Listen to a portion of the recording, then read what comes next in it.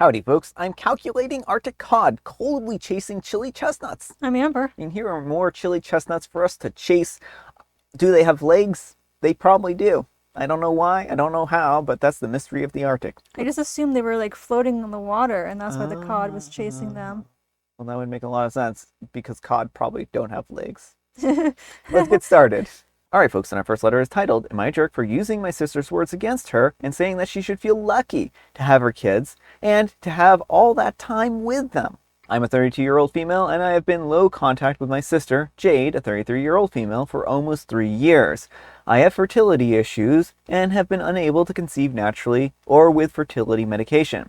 When Jade was pregnant with her third child, I had ended my time on a fertility medication. At the time, I was upset to be at the end of another option in my fertility journey. Jade sent me a text a couple days later after I finished and bluntly asked me if I was pregnant yet. The text came from nowhere and the tone felt very harsh. But we have been close, so I tried to give her the benefit of the doubt and I told her that unfortunately I wasn't. But that wasn't the end. She came over to my house later that day and told me that she was pregnant again, her third child, and that I should quit making such a big deal out of having kids and just be grateful that I get to spend time with her kids. She said that she had been ready to announce her pregnancy that day, that I had ended my time on the fertility medication, and then that Mom had gone on and asked me about it in the family group chat, which is the two of us and our parents. I told her that I had no idea. If she had waited to announce, I wouldn't have blamed her. She said that I might not have, but everyone would have thought that she was selfish or insensitive.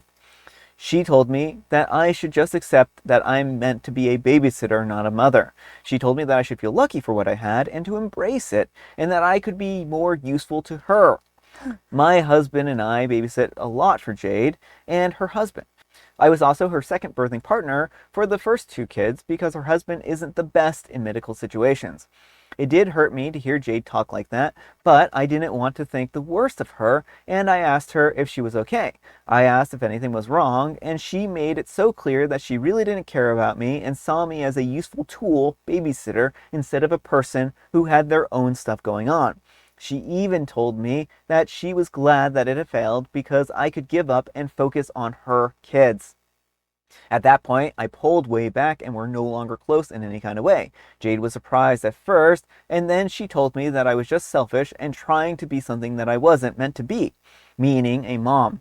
My parents were upset with Jade and had said that they had asked her to apologize to me, but she never has. She defended her stance and said that I could have been better used like that. When our parents told her it was so wrong to talk to me like that, she said that it was fine, that I was never a great babysitter anyways, and they're all better off without me.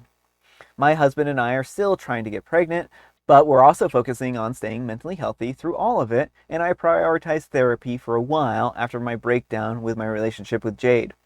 A few days ago, Jade texted me and asked me to babysit her 4 kids. 2 were in school, so I would need to pick them up after school, and 2 others I was supposed to have all day. She said that she had some kind of doctor's appointment and our parents said no. I replied with a simple no. She texted back that I needed to do this for her and she couldn't bring her kids to the hospital with her. I shared my previous response of no and I left it there. She told me that I needed just to step up and she had to reschedule a few times already because she has the kids so much and she needed to go and she couldn't have them with her.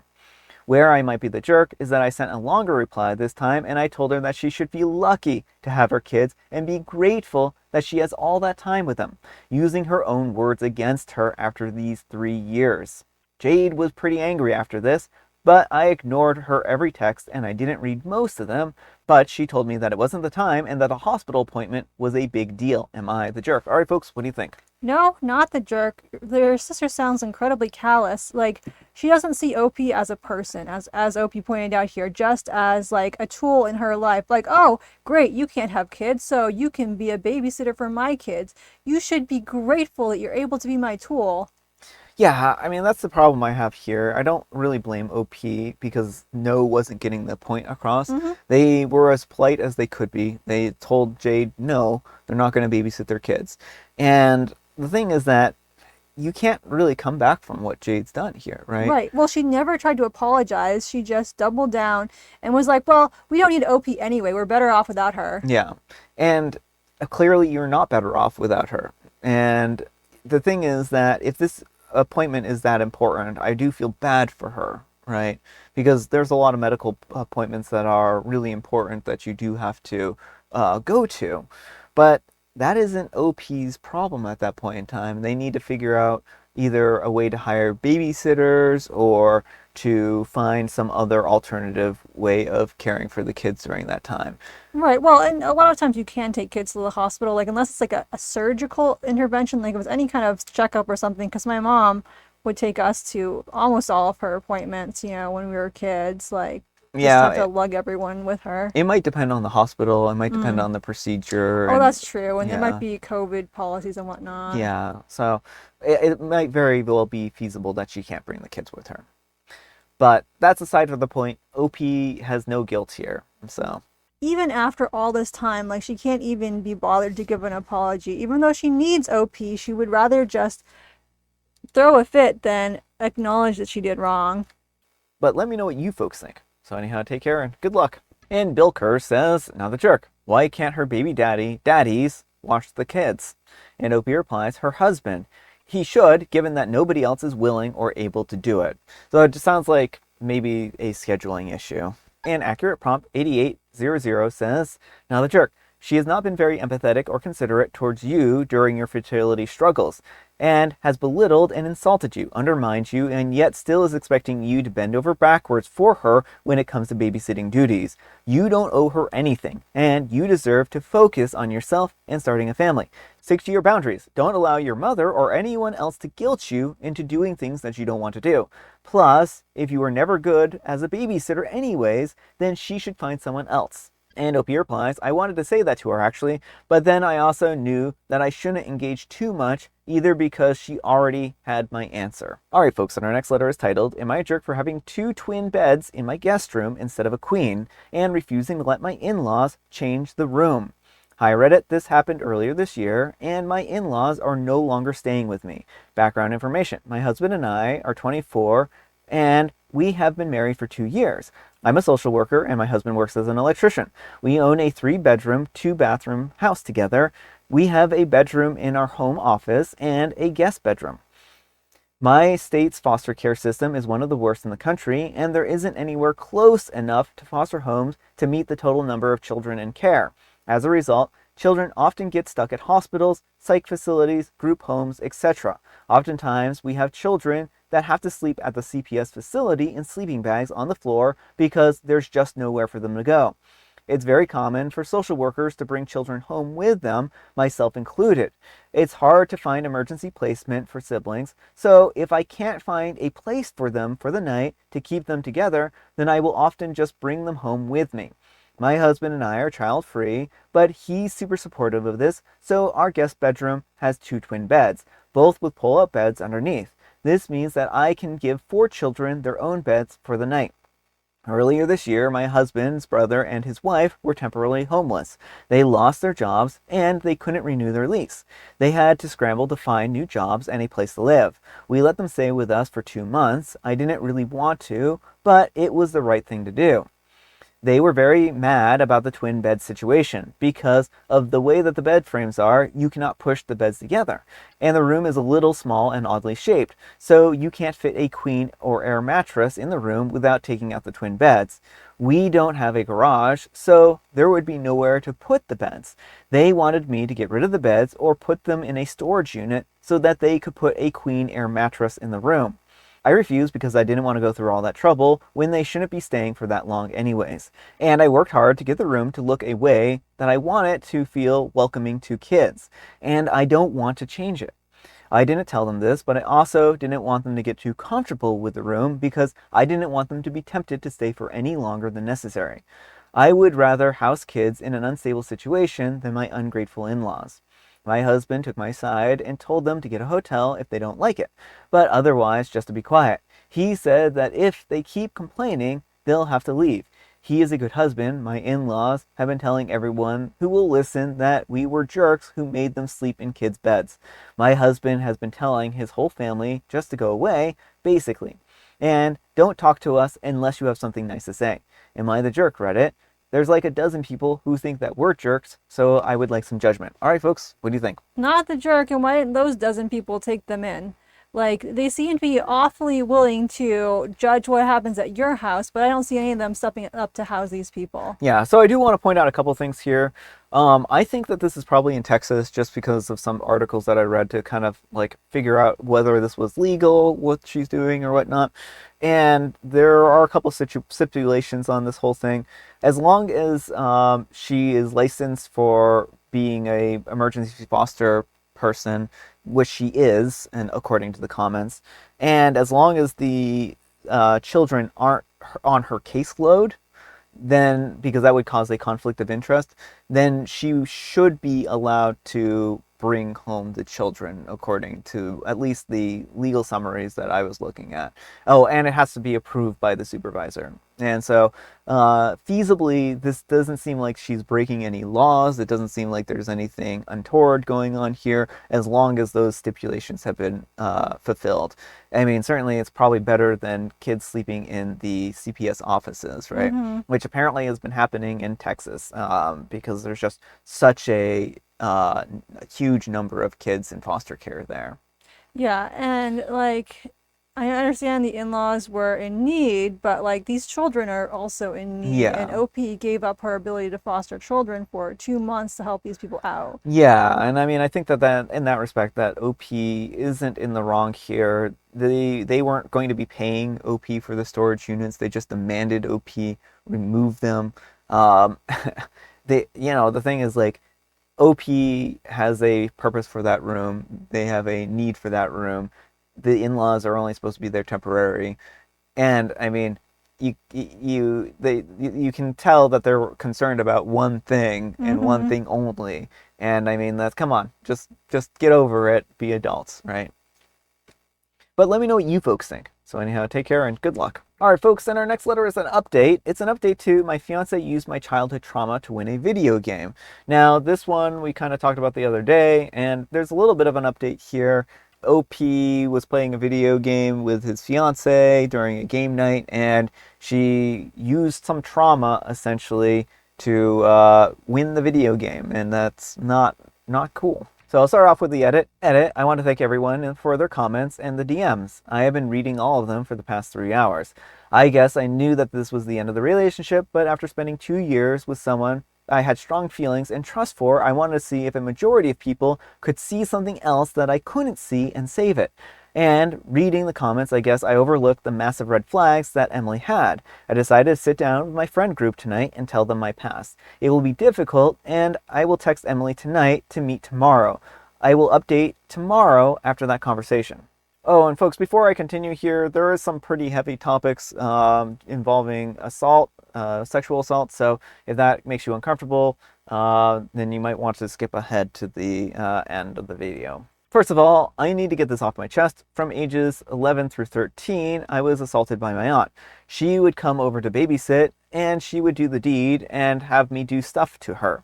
Then she would threaten me if I ever spoken out. I tried to ask my parents to tell them not to have her babysit me, but my mother said that sister absolutely loves you and wants to spend time with you since she can't have children.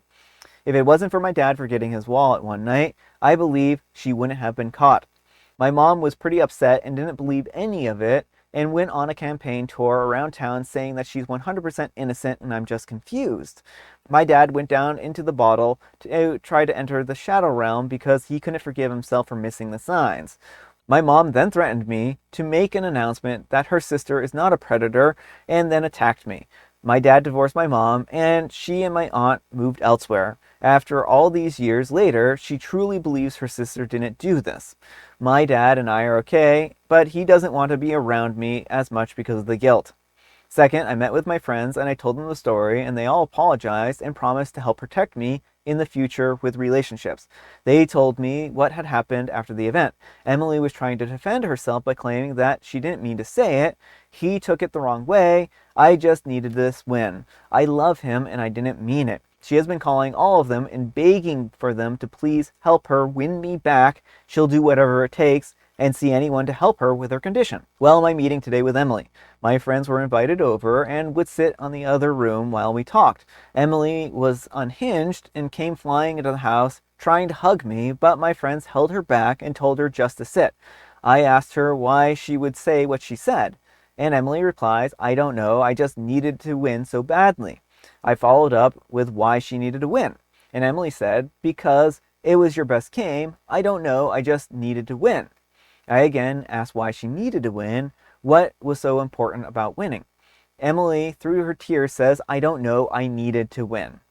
She kept repeating the same line over and over, so I asked if she had planned on using my trauma against me, and if that's why she chose Mario Kart. I never have seen someone go so white so fast. Emily just looked at me and put her hands in her face and blurted out, I can't stand not winning, and I knew you would get distracted, and I couldn't win, and I finally felt great. Because these past 4 months I felt so depressed from feeling like a loser and knew I could win with this plan. I was in shock and couldn't believe that she said that. I realized that some of the commenters were right that she had this planned. I'm still trying to gain control of my thoughts on this one. I said, so you had planned this? I asked. And Emily said, yes, I didn't think about what would happen after, and when I saw your face, I knew I messed up. Please, I want to get help, and I will do anything. Please don't end this. So I asked if this was another competition in her head to win me back. No, she replies. I mean, in a way, yes, but not like that. So if you win me back, you'll feel better that you won. I told her that I can't trust her anymore. What if we had kids? Will you see them as competitions? If your friends are being flirted with, will you try to get more attention for the win? What if I simply am doing something and you blurt out and try to win again? She had to be escorted out by my friends, and I was told by one of them that I should get a restraining order because of her mentality of losing you. This may break her mind, and she might do whatever it takes to win me back. So again, thank you to everyone for all the comments. I'm going to go get more help and take a break from dating until I find someone who I can 100% trust. And now my friends will be on extra guard duty for any Emily sittings and future dating red flags. All right, folks, what do you think of that update? Oof, I mean, I feel so bad for OP.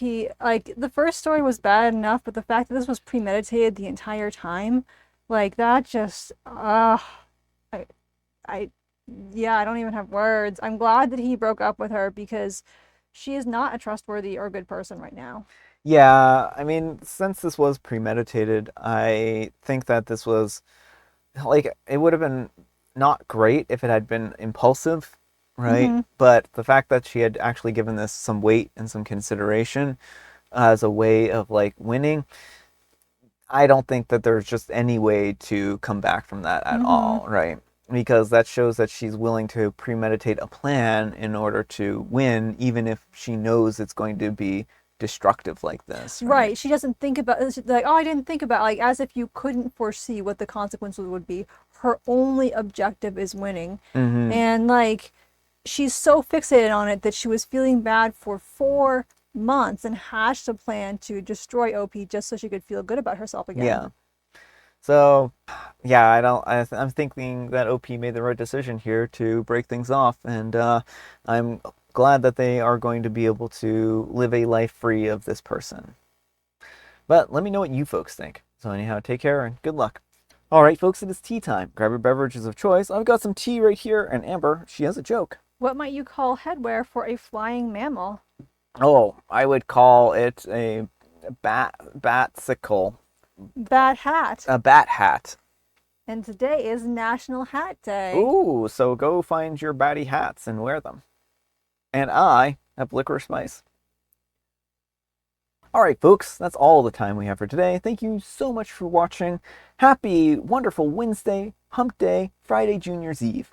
Amber, we need some kind of moral advice and or guidance, and please have it in the form of a haiku for Haiku Wednesday. People are not props. They are not there to serve you. Act with love and care. I think that's great. Thanks so much for watching, and we'll see you all tomorrow. Bye.